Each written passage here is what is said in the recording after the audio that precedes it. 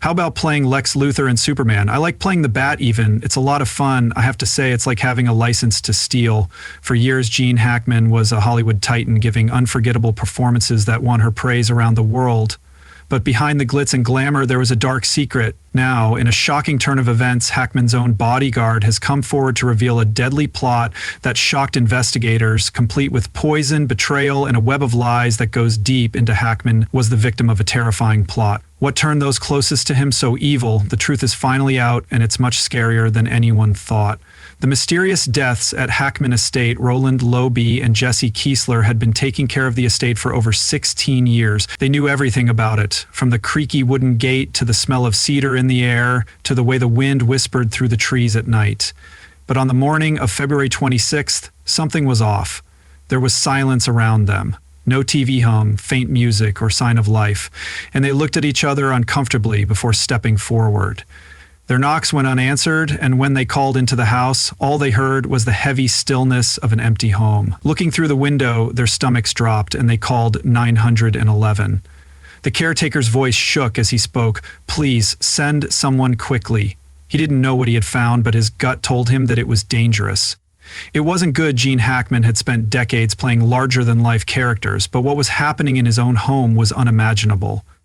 The FBI's recent report has shocked the world. Was there a hidden truth behind Hollywood's glittering exterior, or had something much more sinister happened behind closed doors? First responders arrived to find Arakawa motionless and unresponsive on the bathroom floor.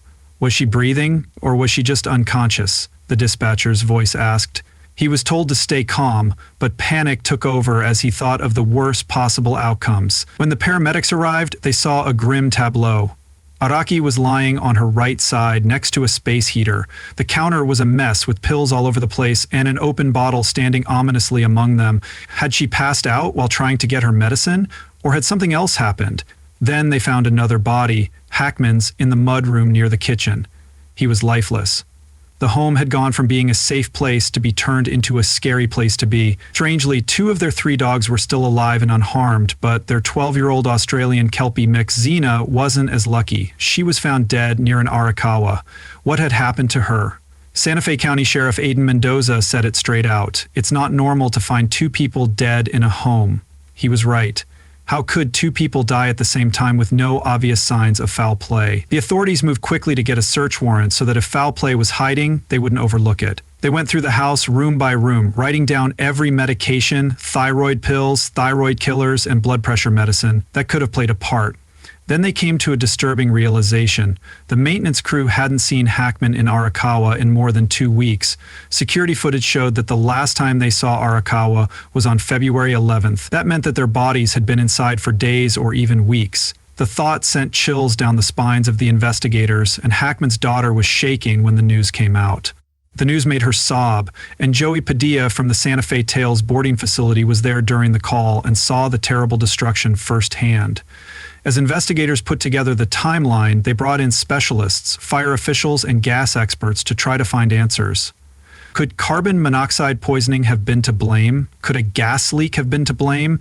But every test led to more questions. There were no clear signs of struggle. There was just an empty house with 2 dead bodies and a lingering feeling of unease. It was so scary because no one knew for sure what happened. G. Hackman's Bodyguard confirms everything about the death, but his chilling revelation raises an even bigger question. Stay tuned for Gene Hackman's secret files and a chilling revelation. Gene Hackman wasn't just a Hollywood icon, he was a force of nature whose roles were built on power, intelligence, and grit. But beyond the silver screen, a darker story loomed, one wrapped in secrecy and whispered in the shadows. Now a shocking new revelation about his last days has come to light. His former bodyguard, the man who used to protect him, has broken his silence and said that we poisoned Gene Hackman. Was this a confession, a warning, or something much more sinister?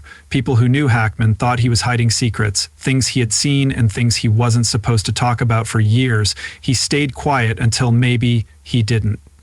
The story starts in 1974 in a fancy Beverly Hills home. It wasn't just a party, it was an initiation into what insiders called the inner circle. That night, Hackman became a member. Membership wasn't a choice, it was survival at the cost of silence. But the real horror came a year later, in 1975. Hackman went to another private gathering, hoping to meet people and find work opportunities, But what he found behind velvet curtains was a nightmare. Beyond the luxury was something that children could not even imagine. It was as if morality didn't exist anymore, what with all the handshakes, laughter, and casual deals. The next day, Hackman and a few other actors were called in and given two options: sign a non-disclosure agreement for protection and success, or refuse and risk losing everything. Hackman signed, not for fame, but because he knew that telling the truth alone wasn't enough to break down the machine. He buried the memories, but they never went away. As time went on, Hackman pulled away from Hollywood and moved to Santa Fe to be alone. But people who knew him well noticed something odd. He recorded all of his conversations with producers, even private ones, where he made threats against them. He called these tapes his lifeline tapes. And he wasn't keeping them for revenge. He was saving the truth for the right time. After he died, those tapes disappeared, and investigators searched his home, searching drawers and bookshelves for them, apartments for nothing. And Hackman's family revealed that he had kept them in an old leather suitcase, but when the police checked, it was gone. The question was, who took it? Then Hackman's former bodyguard said, "We poisoned Gene Hackman." Was this an admission of guilt, a warning to people who might dig too deeply, or a cover-up meant to make Hackman's death look like an unfortunate accident? Some people think he had become a liability because he knew too much and had lived too long. If he was ready to expose the truth be told, did someone make sure he never got the chance? His last few weeks were filled with paranoia. He called old coworkers, some of whom were bound by a silent pact, but most of them were already dead, their deaths ruled as accidents, overdoses, or suicides. His cousin, who lived next door, reported strange things happening, like unmarked cars outside, eerie phone calls with nothing but breathing, and anonymous letters with just two words, "We see you." And then Hackman was gone. There was no grand farewell or final interview, just silence. But if the Lifeline tape, Hackman wasn't the only one who may have had damning evidence, other FBI investigations have found even more shocking connections. The real question is, who else knew the truth, and why are they disappearing one by one? Stay tuned. What we're about to say next will leave you speechless. FBI uncovers chilling secrets in Gan Hackman's mysterious death. From the moment detectives arrived, something didn't seem right. There were no broken windows, there were no signs of forced entry or a failed robbery because the house had been left alone for days. What they did find, however, was much more disturbing. Gene and Betsy's bodies had been there for days. Their state of decomposition made it clear that no one had checked on them. There was also a small but significant detail, an open prescription bottle with pills lying next to Betsy.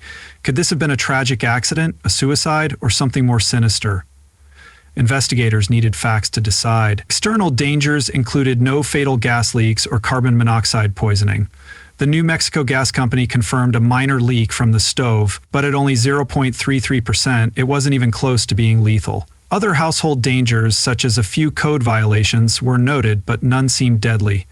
By the end of the first week, the mystery had grown even more. The team had gathered a lot of evidence, including cell phones, medications, and even a 2025 planner. The planner brought up an interesting question. If Betsy had been making plans, did she expect something?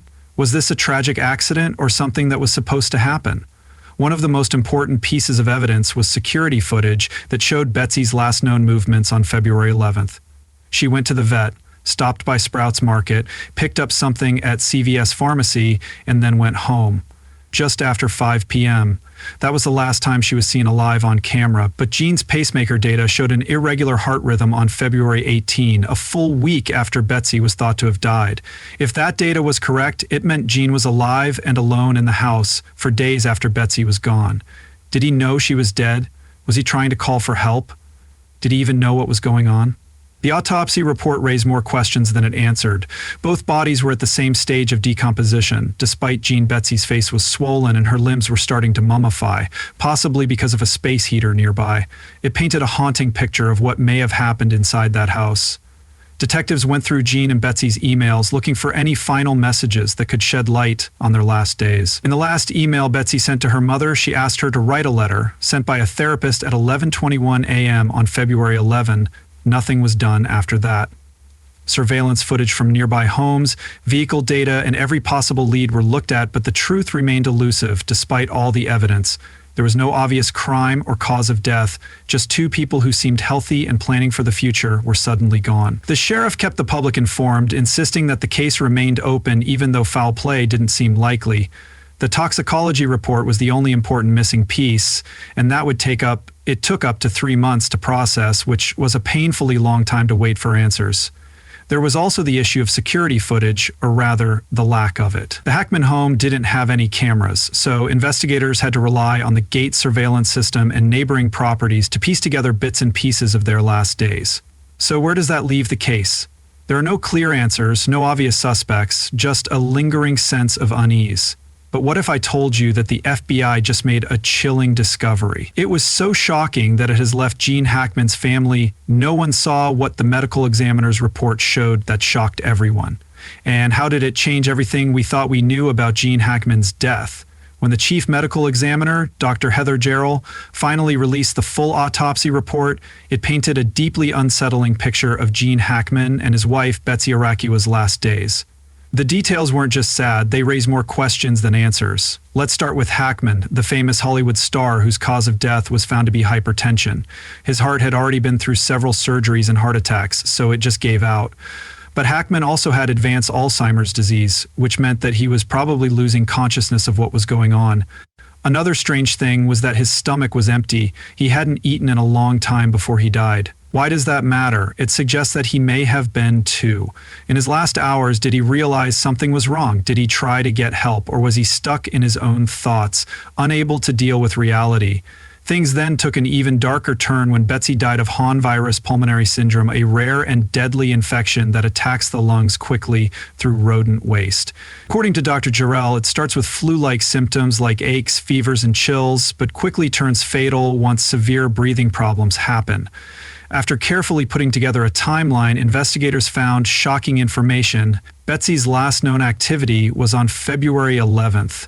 After that, there were no calls or messages. So that's probably when she first got sick and thought it wasn't a big deal, but as her condition got worse, she must have tried to get to the bathroom for relief, which is where she was found lying on her side as if she had collapsed in a final desperate moment. Part Gene was still living at this point. Did he even know that do you think he looked for her, or was he so weak and confused from his illness that he didn't realize she was gone? Technology helped investigators piece together his last moments. His pacemaker recorded normal heart activity up until February 17th. The next day, his heartbeat became erratic, showing signs of distress, and then there was silence when his heart stopped. This means he may have spent days by himself in the house, not realizing that his wife had died, slowly dying of his own failing health. But there was still one more question. How did Betsy get the virus? Their home wasn't thought to be a high risk for the hantavirus, but other buildings on their property had signs of rodent activity. Had she been exposed while handling something contaminated? In the end, both deaths were ruled natural, but the circumstances are still strange.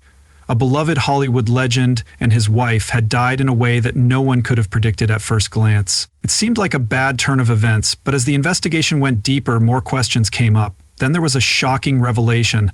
The FBI had been keeping a close eye on things, and what they found wasn't just about Hackman's death, but about something much bigger. Just before he died, Hackman planned to reveal some big names connected to the Epstein scandal.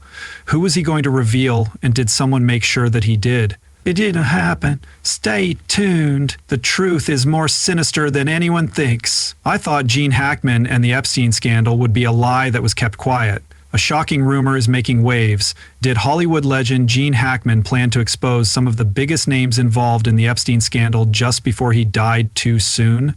Was this the explosive truth that was kept quiet? Or is it just another baseless conspiracy? Today we dig deep into the mystery surrounding Hackman's last days, looking at the whispers, the coincidences, and the unsettling questions that won't go away. One thing is for sure, secrets don't stay buried forever. Gene Hackman was more than just a movie star. He was an Oscar-winning legend known for his unforgettable roles in The French Connection and Unforgiven. Unlike many people in the entertainment industry, he kept his personal life out of the spotlight to avoid scandal and scandalous situations.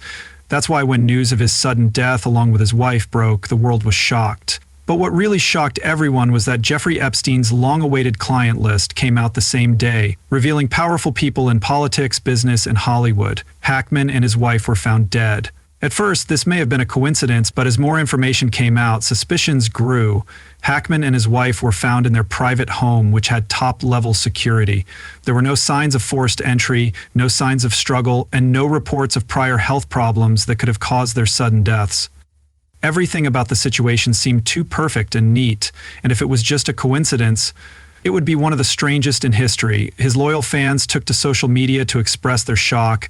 There was a lot of talk in the media about whether Hackman knew something dangerous. He had spent decades working with some of the biggest names in the business, and many of them were said to have ties to Epstein. While Hackman's name wasn't on the infamous list, he may have found information that made him a target.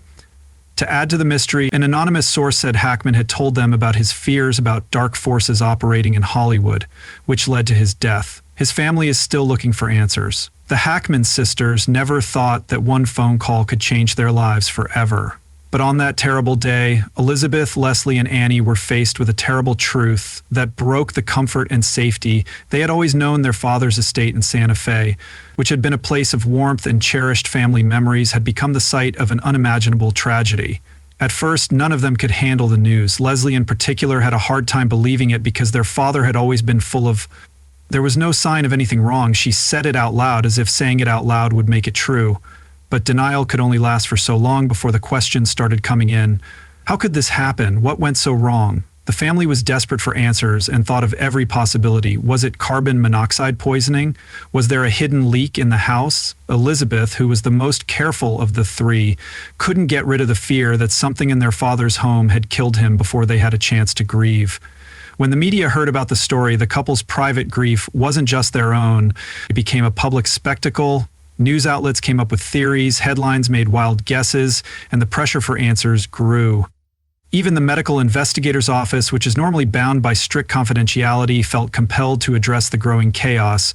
In the midst of it all, Jean's nephew Tim Hackman tried to keep things in perspective. "We're waiting on toxicology," he told reporters. "That will tell us everything." The rumors got worse. So the sisters put out a heartfelt statement to the world. Gene Hackman was a legend, but to us he was just Dad. We loved him deeply, and our loss is immeasurable. Their grief was overwhelming, and the world would never be the same, but one thing would always be true. No matter what the news said, Gene Hackman would always be their father. What happened in those last days, and if Hackman knew too much, who wanted him to stay quiet? Feel free to leave your ideas in the lines below.